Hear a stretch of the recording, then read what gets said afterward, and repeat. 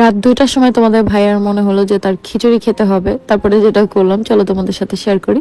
Hello everyone, আসসালামু আলাইকুম, welcome back to my new mini blog. তো আন্টি যেহেতু সারাদিন রান্না বান্না করে কাজবাজ করে ঘুমাই গেছে, তাই আন্টিকে আর উঠাই নাই। তো আপাকে হচ্ছে তোমাদের ভাইয়া বলছে যে আপার হাতে খিচুড়ি খাবে। তো আপা কিন্তু সাথে সাথে সবজি খিচুড়ি, যেটা হচ্ছে মুরগি মাংস দিয়ে একবারে বসাই দিছে। রান্না প্রায় কমপ্লিট। তো তখন আমি উঠলাম, একটু রুমটা গোছাবো। এটা আমার প্রতিদিনের রাতের রুটিন, কারণ রুম না গোছায় আমি ঘুমাইতে পারি না। আমার অনেক বেশি এনজাইটি হয় রাতে শোয়ার পরে। আর এখানে রাজ দেখো কিভাবে শুয়ে শুয়ে গেম খেলতেছে, এটাই দেখাচ্ছি তোমাদেরকে। তো এই সোফাটা আমি কাভার দিয়ে দিব কালকে, কারণ হচ্ছে অনেক বেশি ময়লা পড়তেছে।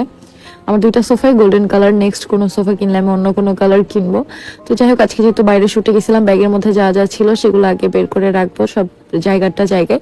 প্রতিদিন যদি তুমি একবার করে রুম গোছাও তাহলে কিন্তু তোমার রুম অনেক বেশি এলোমেলো হবে না, বাট যদি তুমি এটা জমায় রাখো তাহলে দেখবা একদিনে অনেক কাজ করতে হয়। তো আমার কাপড় চোপড় অনেকটা এলোমেলো হয়ে গেছে, কারণ যেহেতু আলমারিতে কয়েকদিন হাতে দিতে পারি না। এখন তোমাদের ভাইয়া সব ক্লিন করে দিছে, বাট আলমারির দিক তাকালে তখন আমার আলমারি ভাঙার কথা মনে পড়ে, বাকি সবকিছু একবারে মনে পড়ে যায়। মানে পুরো আমি এগুলোর মনে করতে চাই না, কারণ আমি এমন একটা মানুষ, আমি যদি কাউকে ক্ষমা করে দেই তাকে বারবার পিছনের কথা বলে খোটা দেই না। বাট এবারে তোমাদের ভাইয়াকে অনেক কিছু বলছে, আর কখনো কোনো কিছু বলবো না।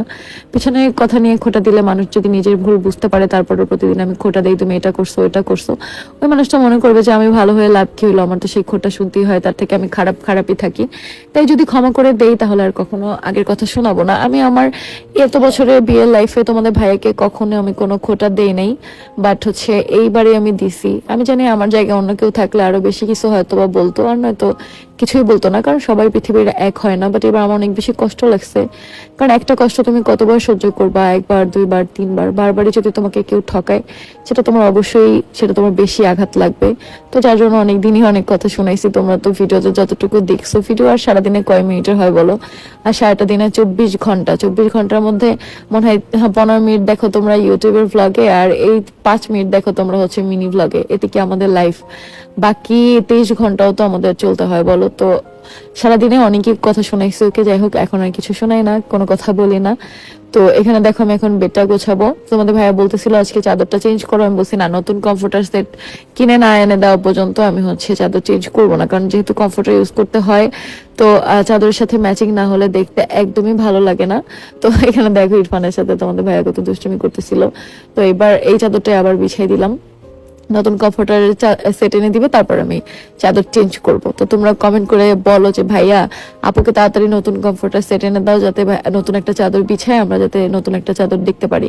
আর তোমরা এই কমফোর্টার সেটটার এত বেশি রেসপন্স করছো, এটা দেখে সবাই মনে হয় আপুর কাছে এটাই অর্ডার দিছো। আলহামদুলিল্লাহ, মাশাআল্লাহ, সবাইকে অনেক অনেক ভালোবাসা। আসলে ভালো জিনিসটাই আমি সবসময় তোমাদেরকে দেখাই, তোমাদের সাথে শেয়ার করি, তাই সেই জিনিসটা তোমরা নিতে পারবা। যারা যারা এই কমফোর্টার সেটটা নিচ্ছ তারা বুঝবা যে এটা আসলে কতটা ভালো অন্যান্য কমফোর্টারের তুলনায়, কারণ খারাপ হলে আমি কখনোই সেটা তোমাদের সাথে শেয়ার করতাম না, এবং আমি নিজেও ব্যবহার করতাম না। এই কমফোর্টারটা কিন্তু আমি ব্যবহার করি, সেটা তোমরা আমার ভিডিও দেখলেই বুঝতে পারবা, যেহেতু আমার প্রতিদিনই আমি ভিডিও শেয়ার করি। তো অন্য কোনো চাদর বিছালে তো সেটা দেখতেই পারতা, বা অন্য কোনো কমফোর্টার ইউজ করলে সেটাও তোমরা দেখতে পারতা। তো রুমের প্রত্যেকটা কোণা কোণা এখন আমি গুছিয়ে ফেলতেছি। আমার একটু ফিনিশিং ভাবে গোছাইতে হবে, যেহেতু আমার ডাইনিং টেবিল ছোটটা হচ্ছে অন্য একটা বাসায় ছিল, এটা কালকে হচ্ছে আনছি আমরা। তো ওইটা সুন্দর করে সাজায় রাখতে হবে, কোথায় বসাবো সেটা দেখতে হবে। ওটা আমাদের এক্সট্রা একটা ডাইনিং টেবিল, ওটা আমার আর তোমাদের ভাইয়ের সংসারের প্রথম ডাইনিং টেবিল, তো ওটা আমি খুব যত্ন সহকারে রেখে দিতে চাই, যেহেতু আমাদের জীবনের প্রথম কেনা, তোমাদের ভাইয়ের প্রথম আমাকে কিনে দিছিল তাই। তো তারপর তোমাদের ভাইয়ের ঘড়িটা আমি ঠিক করে রাখতেছি।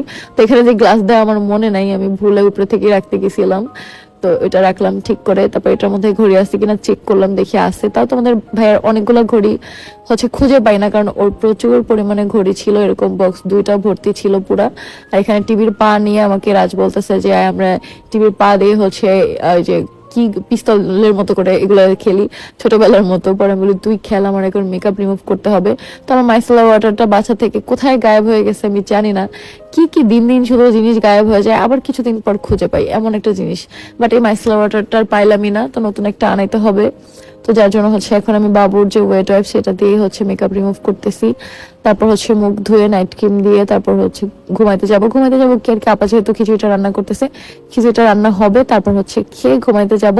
তো দেখতে দেখতে ভিডিও লাস্ট পর্যায়ে চলে আসছি। তোমরা যারা পেজ থেকে ভিডিওটা দেখতেছো, ফেসবুক থেকে অবশ্যই পেজটা ফলো করে দিও, যারা ইউটিউব থেকে দেখতেছো অবশ্যই আমার চ্যানেল তিশু সোয়ার্ল্ড সাবস্ক্রাইব করে দিও।